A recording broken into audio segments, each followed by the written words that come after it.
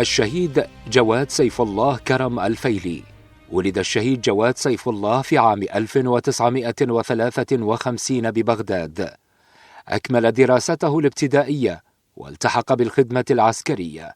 اعتقل الشهيد جواد مع كل من أخويه سلمان ورعد في عام 1980 من قبل النظام البعثي السابق، بعد أن هجرت عائلته وصودرت جميع أموالهم المنقولة وغير المنقولة.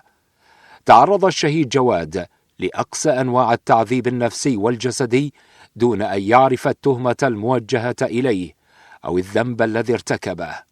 تم إعدامه في عام 1985.